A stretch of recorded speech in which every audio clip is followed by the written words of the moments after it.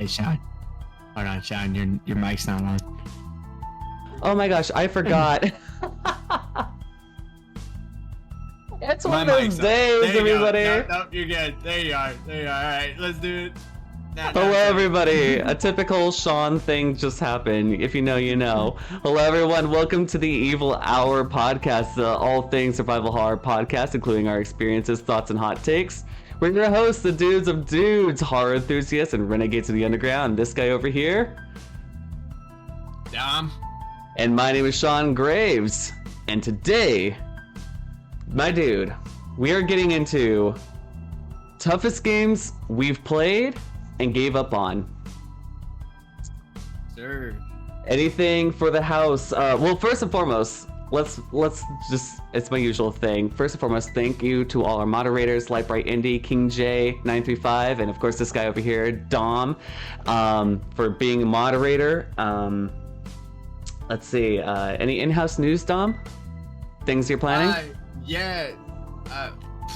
Wait, I'm sorry, what was that? Anything you're planning in life? Like any in-house D-Dog Cat 3-6 stuff going on? Oh yeah, so I would just like to, thank my mods as well. This guy over here as well, and everything. But no. Besides that, nothing too fancy going on in the life, All right.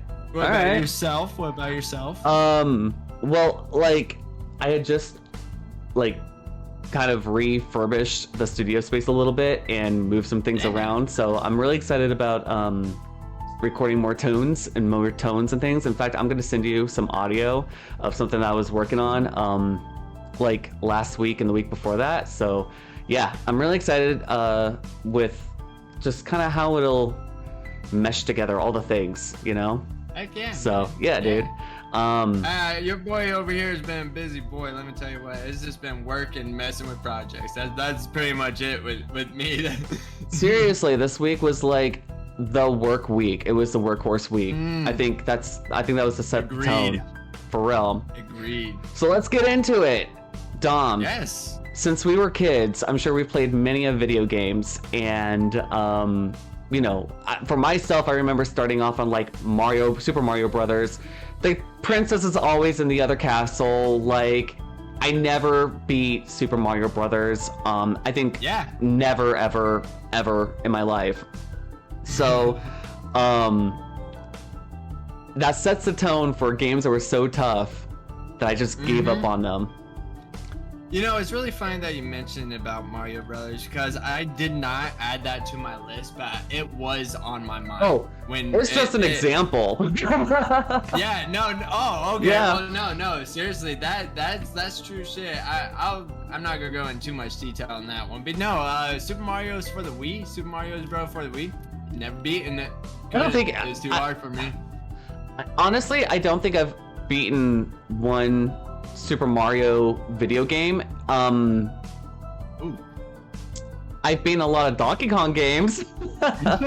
For some reason, Donkey Kong's it. But Mario Brothers, on the other hand, I like any game from my childhood. I don't know. There's like a comfortability that set in in my youth that was like, we'll get around to beating this game, and I never beat this game. Like Mario 64 to this day has still gone unbeaten. There's just so much content in that game that it's one of those things, especially what you said, and I'm gonna bring up another 64 game that's not on my list either, but first off, I'll start off with yours. Super Mario 64 was a big part of my childhood, and I imagine for most of people around our age, but at least somebody like me, and since you just said it as well, I remember spending endless times of different maps on that game, and I would relatively say that I got pretty decently far in the game, but I never beat Mario 64 as well. Especially for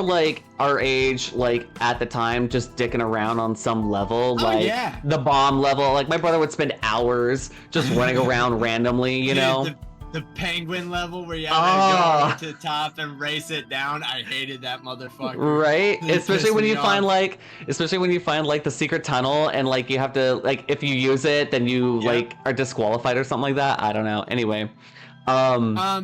Another one though that I like to mention from the 64 before I actually get into my topic. Sure. Honestly, any Legend of Zelda game. I hate to say that because my favorite was Ocarina of Time, but I never beaten it. Okay, so I've watched a friend beat Ocarina of Time. Like I sat in and Okay. just like commentated and go like, oh, that's a weird puzzle. Oh, maybe if we do it like this. But like, the only two that I've beaten is Wind Waker. Oof. And yeah, I know, right? And while I was at Top Gun, I have like the SNES emulator thing, whatever you call it, SNES Mini or whatever. Yeah. And I was like, you know what? I'm gonna play A Link to the Past and just Oh, classic. yeah. So I spent like an hour like every day just crunching out something that was happening in that game. So yeah, those are the only two. Yeah. Yeah. I'm a little curious about your topics because you know I wasn't doing this on purpose, as you guys know us for the Evil Hour. We are horror enthusiasts. True. But honestly, mine mainly consists of classic horror games. Well, some of them except for one. But if you want me to go ahead and start on that. Start on. I was thinking like honestly like cause like why I lead with like Mario Brothers from like 1988 is because like I'm used to just a game being so difficult that I just gave up and walked away and did something else, right? Oh my god.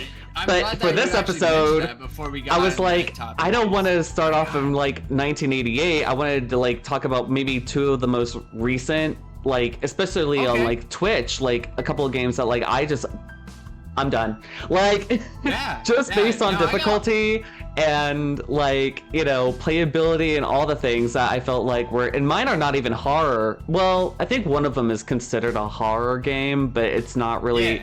I don't know. It's weird. It's convoluted. But the other one's like not even a horror game. It's just an adventure game. And I was it wasn't giving. No, I'm actually glad that you mentioned about the 1988 Mario, because that's when games didn't have saves. So when you got far in a game and you died and you had to start from the beginning, fuck you, dude. Like, you are the reason why I first found out what raging is at the age of 7. Like, yep. No, I yeah, should and not have that problem. Don't do what I did with Silent Hill on the PS2 and just pause the game, turn off the television, hope that it works the next morning, 8 hours later. Last episode, dude, you made me feel so bad for you on that one. Anywho, getting into it. Yeah, though, get into it, dude. My first game, and you know, these are games that I played at a very early age, which most people would probably say you shouldn't have, but I'm gonna start off with Manhunt on the PlayStation 2. That game is like banned in so many countries around the world. Oh yeah, just based on the violence, man. Well, what like blows my mind is, so I remember core memories of me playing that at a, like I said, very young age that, you know, most people like, you should not play a game like that. And what blew my mind is like, just like, and for me, again, and that's why it was hard for me, is just because of how young I was and how kind of like stealthy you had to been, slash, you know, because you were low-key a serial killer, you know? And the missions in that are, I shouldn't say missions, but the levels in that were so difficult because sometimes you get spotted and the next thing you know, you're getting beat up by 3 dudes. It was such a pain in the ass, but when you do those like cool ass kills, it was so entertaining. But what really surprised me was I didn't know until my teenage years, slash, I would even go as the extent to almost saying 20 years old. I never knew that game was made by Rockstar, which is the makers of GTA and Red Dead and all that shit. So that blew my mind. Yeah. That's kind of like when you find out that LA Noire is made by the same company, but then like when you think about it, like you have like the map, you have like this big open world, you know, like but it kind of from a game like LA and Red Dead and I think it's like GTA. Yeah. And then you have a game called Manhunt. Different environments and shit. And then they made a second one. But no, I would like to get into that a little bit. Like I said, I was in a very young age, and that game was so difficult. Like going one-on-one on a person, and I'm not a stealthy person in any game at all. Like if there's stealth in it, I suck at it. To me, it's too boring. I gotta go. You know. That's how I feel about The Last of Us. That's how I feel about Batman, Arkham Asylum, Arkham Knight, whatever you call them. Like when we get into like the stealth modes, I'm like, ugh. And I hate to say it, in a game like that, it makes total sense, but it just wasn't for me. So I would always get busted, always get killed, and then we're talking about the PlayStation 2 eras. There was saves, but they weren't the fucking best. Like it was the type of saves like, oh, you saved when you first start the map. Oh, you saved when you're in the middle of the map, but you were close to the end. So when you died, it was like, okay, now you're back to the middle. And it's like, dude, I already been through this. And I would like to start off with that, saying that was one of the games that made me, I never beaten because it was too difficult for me. But again, I never played the game since I was 7, 8, 9 maybe. Okay. You know, so okay. That's a pretty solid. How about yourself, my guy? My first one is a little adventure game called Lost in Random. I actually never heard that. Let's okay, yeah. It's by EA. So you know, I'm expecting like in-house currency or some kind of like shop by EA. You know how they are. I wrote some notes down about this game because I was just like, oh well, you know, I'll talk about what it is, who made it. So it was released in 2021. It's an adventure game by a company called Zoink. So Zoink, I didn't play it. I gave up. The whole premise is that in the kingdom of random, fate of all is decided by a cursed black die. When children reach the age of 12, Evan's sister, Odd, is abducted by the evil queen. So, here's the thing. It, like, story-wise, like, it's very campy, but, like, graphically, it felt like I was in a Tim Burton film, and I love that. Like, that's kind of cool. Stop motion kind of, graphics. And I was like, okay, well, we're in a campy, you know, storyline. Like, I'm here for it. And, like, so you start on, like, level 1. There's 6 levels, or 6 worlds you have to go to. I made it halfway. The game is third person. It has light role-playing to NPCs. So, like, they'll talk to you, and you have to, like, pick, like, a different response, and then that can kind of drive the storyline a little bit, you know? Oh, okay. The action is battle-heavy with using, Even, the character's name, has a slingshot. So that's, like, the only weapon you've got. But, like, as you're fighting, you have, like, these, like, random cards that pop up at the corner.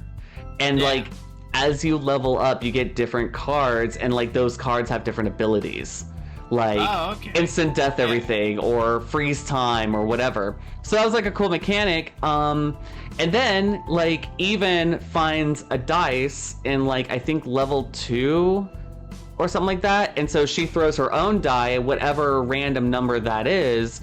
It like has a different. It has like a superpower in it. So it's cool concept. It's got a cool concept. Yeah. And I made it halfway, and then I was in this one like little battle, and too many bad guys spawned, and then the whole game crashed.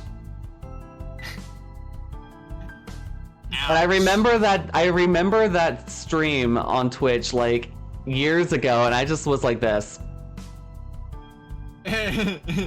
Fuck it. We're never playing this game again. Yeah, no kidding. I rank it as they tried. Affectionately. Oh yeah. Right. Manhunt. I would give that a solid. Oh man, I forgot. I need to pull up our ranking system. What's our top one? Because honestly, it's good. It's Tis good. peak. Tis peak. Okay, it is peak. I'll give Manhunt that because I never gave it a second chance, and I was too young for it. But okay.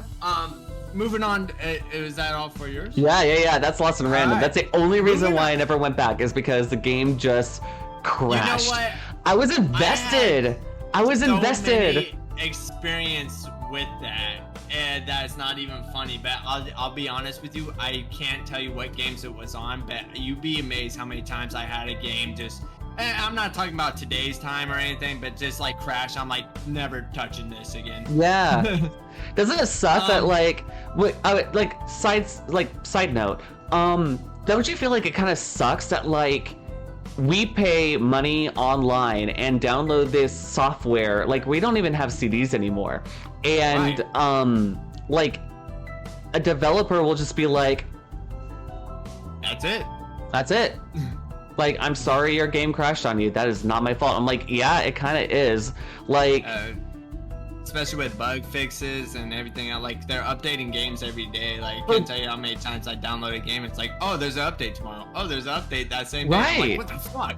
Right. Like, it'd be like, for example, like, I don't know if the movie theaters still do this. They probably don't. They just probably get like a CD or something like that and just run a DVD on a projector. But imagine back in yonder days when they just had like 3 reel films, and they would start the first one, and then when you see the little circle in the corner, they start the second one, and then the little circle shows up, and then that one, the first film dies, and the second one starts going until the circle, and then they start the third one and do the whole thing all over again. Right. Imagine if you're on reel number 2, and then because it's tape, like actual physical like cellophane tape. Yep. It like rips, and now you just have a blank screen on the theater screen, and everybody in the gallery is like, yeah, I want a refund. Yeah, absolutely. They're walking. You know what I that mean? bitch. Like, yeah. I don't think that's too ridiculous to ask developers, like, hey, your game crashed halfway through because it spawned too many bad guys, which is not my fault. Can you figure it out? Or like, oh, you know, yeah, dude, for sure. Because I mean, it's just one of those things, man, where it's like people ain't gonna put up with that for too long, you know. Apparently, some has patience, but not. Some people do, but I don't have patience for developers, Absolutely let alone video game console, like I'm sorry, AAA companies that like you think you paid and you own your copy of any video game that's on your Xbox, PS, or Nintendo Wii. Falsehood. They just put out that a AAA studio had like literally yanked everybody's copy of a video game from their PS4, 5, or whatever it is. Oh yeah. And I'm sitting there going like, so like what? Do they like get reimbursed? Like what happens? Like if you're capable of like, just give you a heads up, guys, your video games, they don't mean anything unless if they're one of those things up there on the rack, you know? Literally. Dead serious. It's gonna be very interesting. Okay, so yeah. Going on to my second game, though, is another classic game I played at a very young age, also for the PS2. If you haven't played this one, highly recommended it, because it amazes me how this one, honestly, is kind of underground. But The Suffering. I don't know this one. Oh, okay. So this we're doing some deep dives. We're doing some deep dive video games. This is a classic horror game where you find out, or I shouldn't say you find out, you are a jail inmate. And are we Murphy Pendleton? Oh man, it's like straight up, like I hate to say it, like when you're like in jail as Murphy, it's kind of like they're just focused on Murphy in jail, and then there's like an inmate, right? No, when you're in this one, there's like a whole jail area, and right off the rip, man, I mean there is, and mind you, this is on the PlayStation 2. I believe this game came out in 2004, if I'm not correct. Somebody correct me, but it's around early 2000s era. Horror game as hell, but you start off in jail as Tolt. And man, dude, the first cutscene is just cussing out the ass. I mean, dropping F-bombs left and right. And oh yeah, it's deep. And next thing you know, these I don't want to say entities, but these monsters just come out of nowhere and starts fucking with the jail lights and everything. And then your first encounter is like this monster with like swords on it as his hands, and there's like blood everywhere. Gets a cop by the head and just like bashes his brains against the door. And then next thing you know, all the inmates are left out, but you have a chance either kill them or you could actually team up with them and fight your way through prison. Sorry, you're not in jail, you're in prison. And, those are two separate things, by the way, people. Yeah, absolutely. I've seen Beyond Scared Straight plenty of times to know. Right.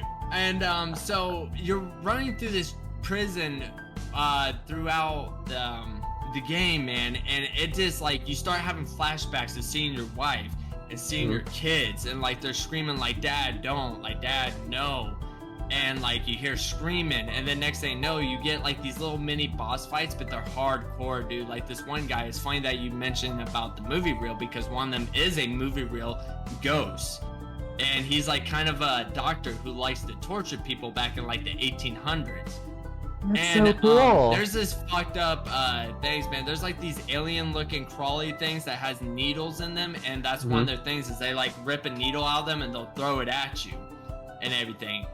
Moving on to the game, through the game is you realize that you have like anger issues, and like you like turn into this monster. So when you go into, I believe it's called rage mode. Does it say beast mode? Is it beast mode? Yeah, you turn into this monster where he has like these big giant claws and you just like kill everything one hit.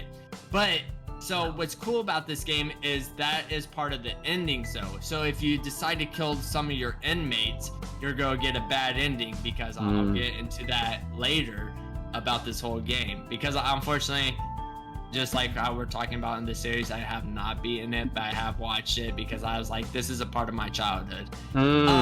Moving on though, but if you end up working with the inmates, you get the good ending, you know. But it's not just inmates, there's other things that come into factor too. Like you meet up with random people, you meet up with random officers. If you kill them on accident, you're a bad guy. You're in prison for a reason, but they don't tell you why. Moving on, you learn more about your family and everything. There's another ghost entity that you come up against, which is another boss fight. He is like a gas ghost. He gasses prisoners, kills them, and you gotta fight him and everything. But he gets off as smelling the gasoline and everything. I like this concept. Like, I probably want to. Oh yeah. I kind of want to play this game now. Oh, it's great, dude. They even made a second one. Unfortunately, I have played the second one. Haven't beaten that one either. But they actually said the second one's not as good as the first. But moving on, though, you come across like your third enemy. And it has like, it's like a brute, but it has a machine gun turret on the back.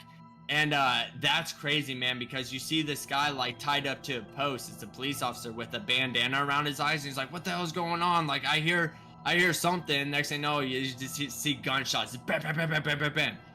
And it is just a fucked up, bloody, I mean, it's brutal for at the time of PlayStation 2. I'll go on and finish this up. This game is tis peak, and I hate to spoil it for people that hasn't played it, but I am going to spoil it because that's part of this game. The reason why you're in prison, because actually you murdered your family. But you don't know. It's one of those things where, because it's called the suffering, because you don't know what happened to your family. You keep on getting questioned, you keep on getting pissed off because you're like, they got fucking murdered. No, you killed your family. Because at one point while you're walking through the game, and this happens early on, you'll see your child dead outside the window. You threw your kid out the window. Like, it's brutal, dude. It is a brutal I kind of want to play this game now.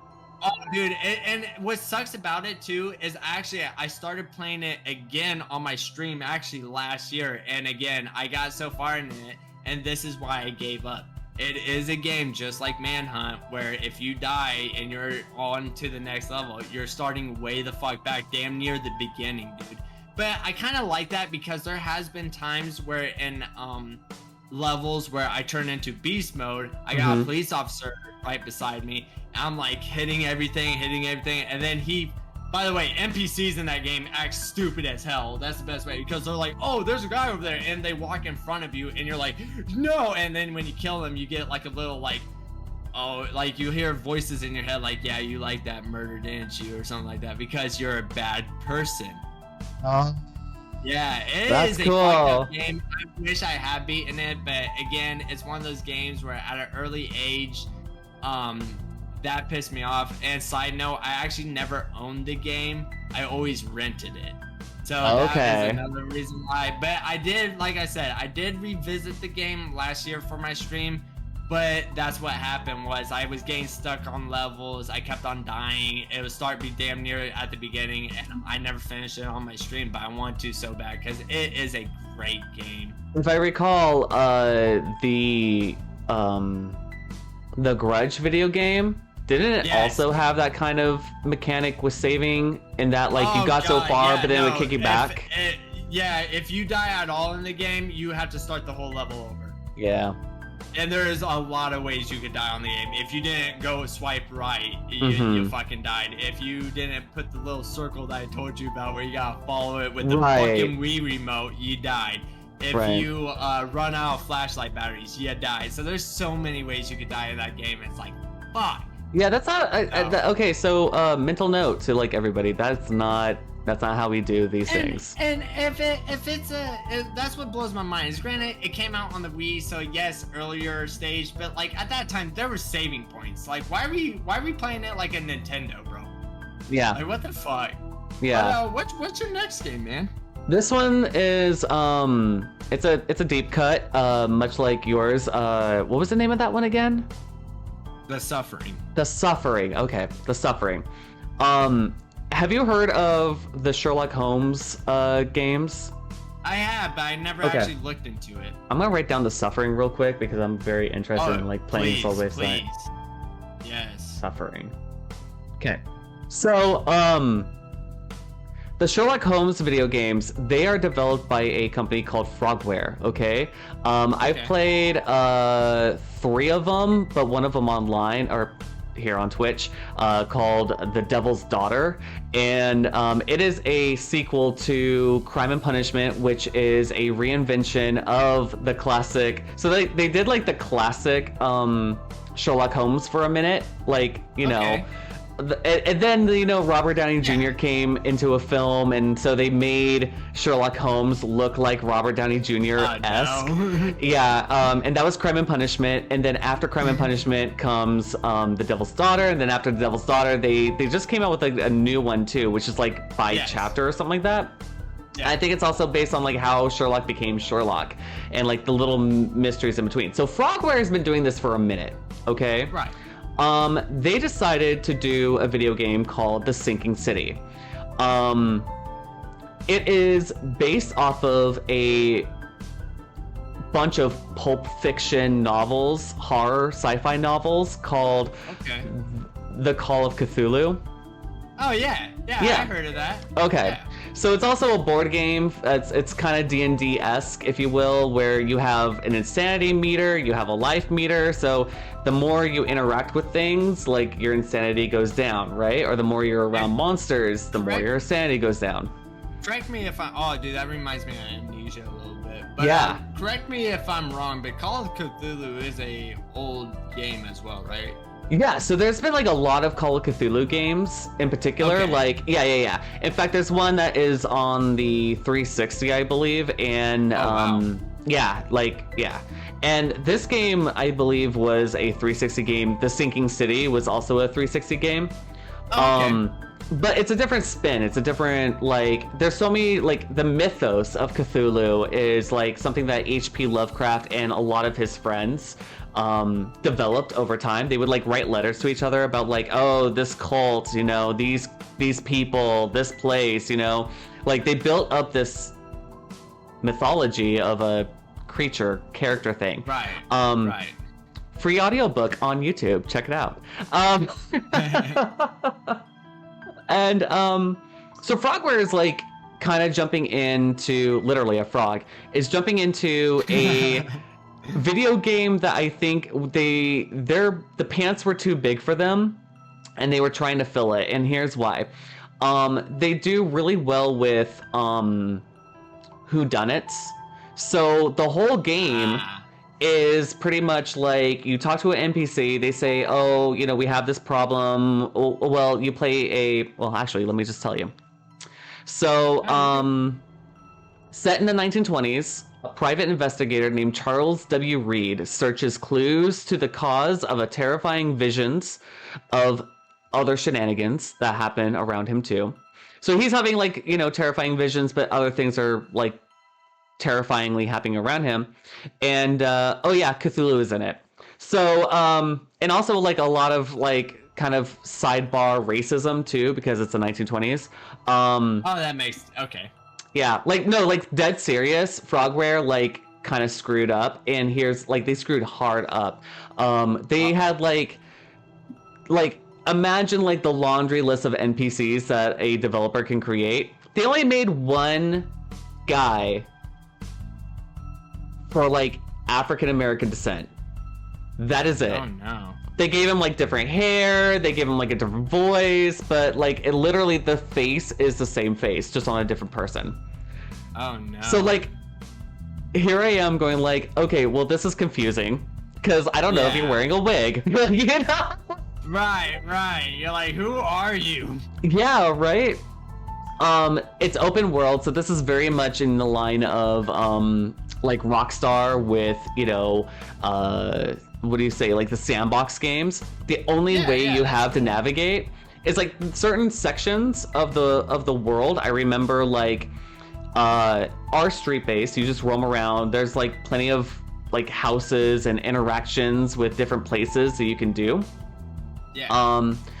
But like to get from one neighborhood to the next, you have to use a boat. And like sometimes like between it's like roaming around in Venice, if you will. Gotcha. Okay. So like imagine the canals, right? Which that makes sense because if we're talking like the early 1900s and it's Sherlock Holmes, because he was British, so Yeah. So okay. Yeah, Sherlock Holmes definitely. Well, Sherlock Holmes style murder mystery, whodunit kind of things. Like your first one is actually like you meet like this guy who's like the you find out there's two separate species of people. There's like these monkey-looking people, and there's like these fish-looking people. So the fish-looking people are like looked down upon, and like the monkey-looking people, they're like, oh yeah, we have strong blood in our family. And but then at the same time, this mother liquor is like, hey, can you go find my son? I think he's like missing. He's been gone for a couple of days. So you find out that he's like dead in like the basement of a building that's like 20 feet away from this guy, who's like, find my son. And then you find out that, like, after deducing all the things, there's so much reading in this game. It's like you are reading a novel. There's like, I don't know how to explain it. Like, like when we're playing like Demonologist, you find like that lost note, and there's so much to read. Right. I'm sorry, game, but I'm not gonna sit there and read the whole damn thing when there's like a ghost right behind me, like about to screw me up. Because I have died in that game while reading like the note, going like, oh, maybe this is a clue to something, right? Because I've never done that part. No, you just need to grab the clue and go somewhere else. Like, just don't bother. Yeah, there's so much reading, so much like in-house storylines that is not being narrated to you in this game. But like, and also a thing about Frogware, which I highly criticize them on, is that like even in the Sherlock games and in the Sinking City, the clues matching is like so like.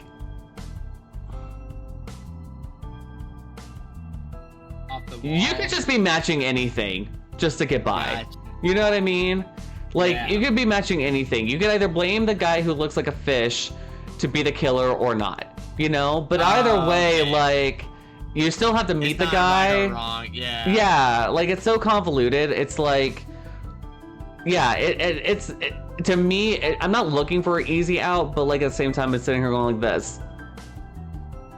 Yeah, when you're reading games like that, I feel like it's not even a game at that point, Yeah. Like you said, it's literally a book in a game form. Really? Yeah. And there's nothing wrong with like, if I knew that it was a play novel, right? If I knew that it was a video game novel, I'd be in. But it's not. It's like, when I think like some developers, they lose the oompa by thinking like, oh well, this scary game has letters and notes and like in universe like notes that Right. are picked up along the way. But Yeah. here's the heads up, guys. That stuff is so far and few between that it's not noticeable. But then when you're at the end of the game, you're like, oh, maybe there was more like stuff, or maybe there's a callback from another video game or something like that. You know what I'm saying? Like, Right. yeah.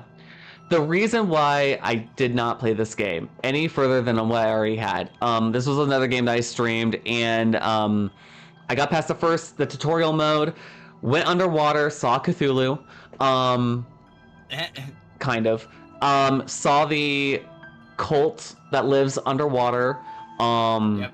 solved the mystery, I freaking, at some point or another, there was this building. It's, by the way, there's like, again, Frogware's never done this in another game. They decided to kind of go like Resident Evil 4 with the over-shoulder, like, aim a gun and fire thing. Okay. But I don't think... It's kind of like... Remember the Evil Within? Yeah. Yeah, I didn't realize I was playing another Resident Evil 4. You know? Oh, shit. Gotcha. You know? Like, if I knew Actually, that was happening in the Sinking City, I would have also been kind of like, oh, okay, buckle up, buckaroo, let's go, you know? Yeah, no, I totally agree with you on that, because it's just like, it kind of hits you with the left hand, you know? Yeah, right? Like, if I wanted to play Resident Evil 4, I would have gone and played Resident Evil 4, because at least that game was competent. Right. No, I broke this game much like Lost in Random. So, like, I went to this building, and there's a basement, and then there's like a top floor, and like these monsters that look like fish monster things.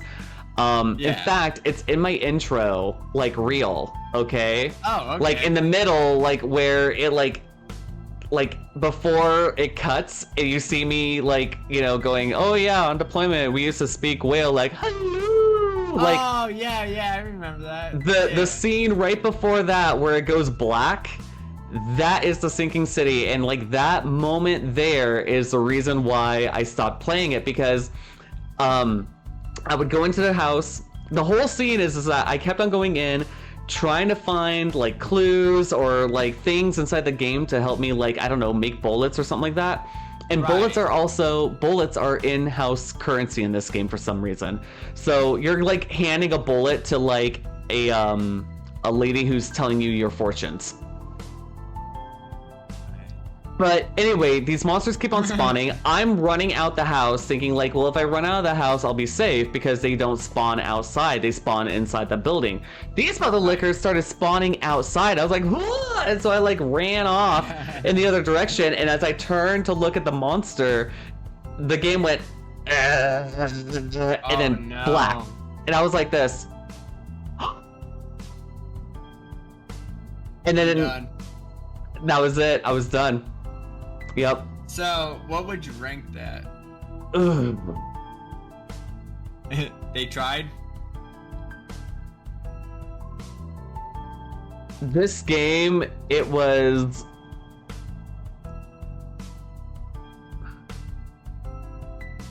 It was a design choice. It was a design choice. They could not, like, they literally copied and pasted, like, everything that has ever worked in a Sherlock Holmes game as, like, your figure it out part. They tried to do a Resident Evil over-the-shoulder shoot thing. Yep. They tried to do the whole, like, oh, it's survival horror, but it's a mystery game, so at one point you're scarce on, like, resources, but you need resources in order to keep on going through the murder mystery or whatever it is you're doing in this game. And it's a design choice. They could not... It was like literally trying to teach a dog how to sit, eat, and go outside, and the dog can only, like, lay down. A whole other thing that, like, you're not even trying to train it to do. You know what I mean? Like, yeah, it was a design choice. The Sinking City. And apparently they're coming out with a number 2. Oh, great. So that tells you about how I feel about it.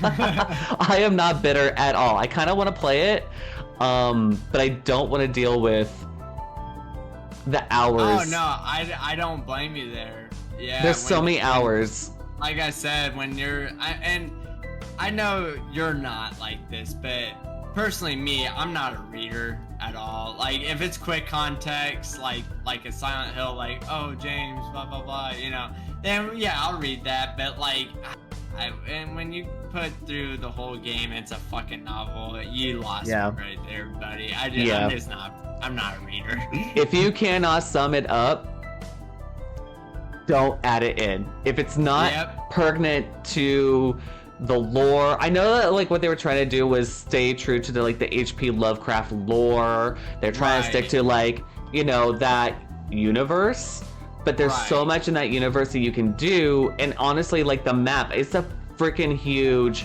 sandbox map, man. The thing is like it's like if they took what's that game? It's like if they took Grand Theft Auto, put it in a 1920s Lovecraftian horror video game atmosphere, threw in Sherlock Holmes, figure it out, and again, you have health and you have sanity. So the more you're interacting with monsters, your sanity is depleting. And as your sanity is depleting, your health is going down. Oh my god. So you have to run away from the monsters for your sanity to climb back up. But your health is still down here. So you have to go back down. You know what I mean? Like you have to play like this kind of like... But then like how do you heal? Like we haven't even gotten that far. I know that bullets are currency. I need bullets to shoot. And there's not plenty of bullets in this neighborhood. So... Right. What are we doing here?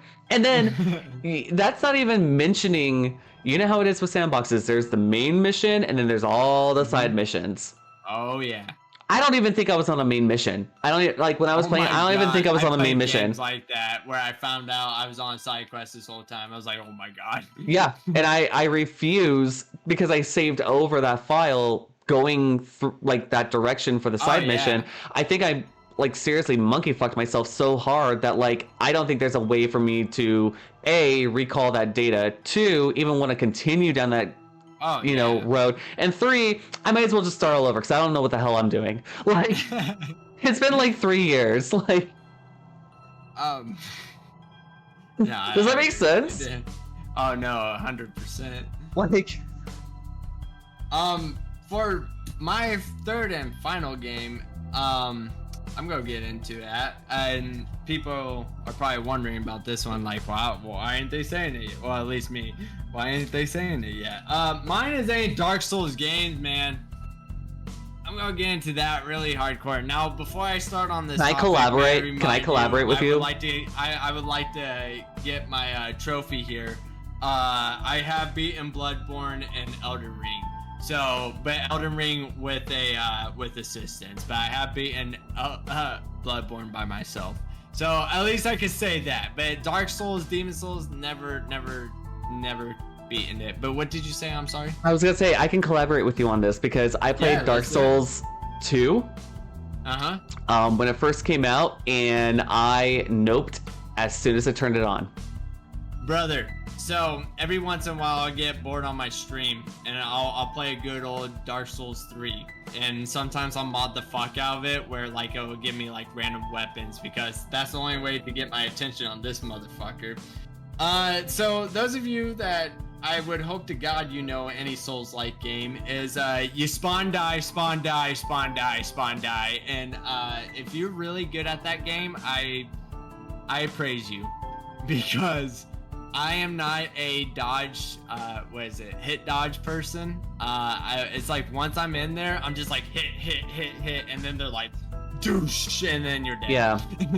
And then in a game like Dark Souls or Demon Souls or Elden Ring or anything above that, you know, you have to kind of farm, in a sense, to get the souls to upgrade your armor, to upgrade your character and shit. Endurance, agility, all that shit. And if you fucking die, you'll lose your money unless you go back to where you die, and then hope to God you don't die again, so you can collect. That's a very WoW thing. I don't know if I mean I don't know much about Dark Souls. I don't know their developer. I don't know. I honestly don't care. Every time I hear software. every time I hear that someone's like, "Oh, I'm playing Dark Souls," I'm like, "Okay, so you're a sadist." Yeah, literally. Like- No, seriously. I hate to say it, but I used to play Elden Ring for fun, and I never understood people who was like, yeah, I just played Dark Souls 3 and I beat it like 17 times. I'm like, why? What the fuck is wrong with you? Oh my god. That is crazy. Yeah, sometimes I get bored and I'll scroll on the good old YouTubes and I'll just see like Dark Souls speed runs, and it just amazes me how some of these people could beat the game in 15 minutes. I'm like, I like where you did in like 15 minutes, I'll still be on the first level for 3 hours. Guaranteed. Yeah, I mean, my Dark Souls 2 thing was like, I remember like we loaded in, there was like this long, beautiful intro, and then you see these like three old ladies in a house, and then you go through this like, I think you have to like defeat a monster outside, and then after that, there's like this cave you go through, and then it kind of opens up into like a thing. But I remember seeing like these like notes on the ground by like I think other players or something like that. Yeah. And I don't know if that's still a thing. It wasn't even be wary. It was like hang a left after whatever or something like that. So like I do, and I follow the notes, and I'm like reading the notes. I'm reading the notes and reading the notes. I'm like, I wonder what this, la la la, and they kill you. Yeah, no, I died. I straight up died. I do not trust what other people write on the walls, on the ground, anywhere. Like, how many times they're like, there's a secret chest here, and you hit the wall, and it's like, god damn it. Mm-hmm. Yep. That's why I'm like saying, like, if you play that game, you're a sadist. Like, you know what you're doing with yourself. I was gonna say, I really don't think I need to really go too deep into that topic, just for the fact of, like, I feel like a lot of people know who Dark Souls is, or Demon Souls, or any Souls-like game. Again, it's made by a company called From Software. And fun fact, though, and I need to add it to my game collection, this is a little off topic, but real quick from From Software, is they have a game I even told you about. It's called Kunon, and that game's like worth over $1,000 fucking dollars. I want that game so much. But it is a horror game from Software, and Kunon stands for 9 Grudges, and Junon is the grudge. So it's kind of that thing. So I always wanted to get that game. Always wanted to play it because I never played it. I actually finally, for one time in my life, I went down to North Carolina. I went to a local game shop there. They had it in a case, and I was like, oh my god. I even asked them too. I was like, how much are you asking for that game right now? And as soon as I said the game, one of the guys, like, he wasn't even out in the desk, man. He was in the back, and all I hear is, huh!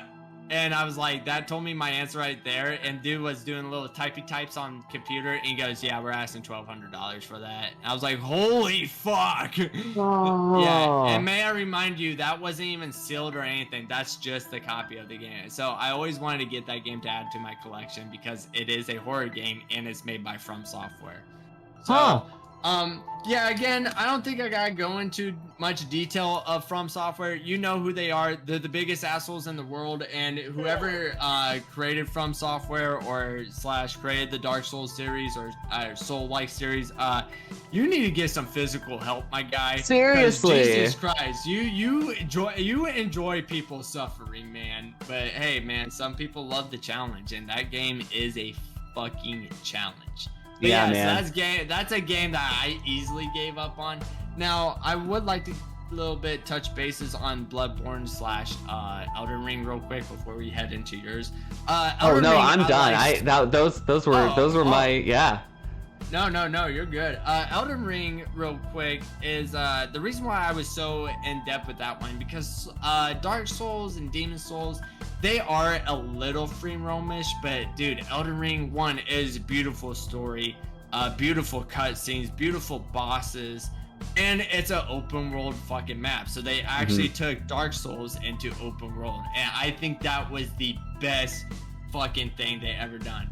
And that's pretty much all I gotta say about Elden Ring. But Bloodborne, the thing that I love about Bloodborne, man, is just how gothic, how dark, how fucked up it was, and bloody and gory, man. And I hope to God, even till this day, dude, they make a Bloodborne 2. Or at least a Bloodborne remaster for PC, because I was so, honestly, I would buy that game. It is so gothic and deep. And I hate to say it like this, too. and hopefully I'm not the only one that could agree on this concept, but I feel like Bloodborne, it was Souls-like, and I actually don't know if Bloodborne is actually made by From Software, but anyway, but it is such a Souls-like game where, you know, you die a lot, you have to, but I felt like out of all the Souls-like game, Bloodborne was the easiest, because I struggled a lot in that game, but not like a Dark Souls struggle. It wasn't like I died. It'd be like I died. Okay, I finally killed him. You know, and I actually was making progression in that game. Elden Ring was a fucking struggle. I got to like literally the 4th or 5th boss, and after that, I was like, I need carried the rest of the way. I can't, and I did. I literally got PlayStation Plus online for literally 1 month, got carried, beat the game. I was like, I did it. I beat Elden Ring. I did it. So yeah, that's all I got, man. Yeah, dude. Well, okay. Well, that is our what do we say? Freaking toughest games that we've played, and just straight up gave up on them. Yeah, man. I don't feel bad about giving up on them, honestly. Like, I don't either. Like, in a way, like I said earlier, like when it came to Manhunt and the Suffering, I feel like I need to give those games a chance since I'm much more of an adult, so I have more of an understanding. But you said I don't feel bad giving up on them, and it wasn't a bad give up though. Now Souls-like games, yeah, fuck you. You could take that victory. You got me. But no, the Suffering and Manhunt, I feel like I was just a little too harsh on giving up on them. Yeah, I mean, I feel like I wasn't ready for the game. The game was ready for me, you know. Oh right, yeah. No, see, every single time I play a game, like either it's like, oh well, you know, at least the princess is always in another castle, right? Or you know, it's like, I broke it. You know? Yeah, literally. Right? Yeah. And also, like, you know, you said, like, you know, the game was ready for me, I wasn't ready for it. That's how I kind of felt about Sierra's King's Quest 4 series. Like, we had King's Quest 4 on the computer, and it was an old Packer Bell, so it had, like, the floppy disk, you know? Oh, man. Yeah, and when you had it, like, the printer, like, the whole house knew that you were using the printer. Freaking that's why, like, when I was playing that, like, you know, again, like the beginning intro to my usual streams, you know, it looks like very pixelated art, you know, and all the things. Freaking that was a childhood game. That game was ready for me back when I was a kid. It's very childlike, but it's also it was made for adults, like that kind of like highbrow thinking, like that moon logic that I mentioned, you know, like you have to do the thing, otherwise if you don't, you're gonna screw yourself over. And for kids, we're not thinking about that. And so being an adult now and being able to beat that game, you know, so many years later, I was like vindicating myself, going like, child Sean, you win, you got this one, you got this win finally, you know. I mean, because I ran away from that game just like doing the bare minimum. Now that I know how to play, now that I've beaten the whole game, you know, through and through. Right. So, yeah, man. And to the guys and gals and everyone in between who's been listening to our podcast and enjoying it, like, if there's a game that you have struggled with or just straight up gave up on, like, we would love to know your reasons why. Like, is it a design choice, you know, like what was the reason? Like, was it just not giving in some way, shape, and form? And of course we have other episodes in the past. This is our 7th one, actually. Did you know that? Wow. Yeah. We're this close to our first 10. Oh yeah. Freaking let's see. If there's anything in those prior episodes that we've talked about that you want to talk about or have us talk about and, like, you know, shout out, like, we'll be more than glad to do that as well. Anything else you'd like to say, Dom, before we wrap this one up?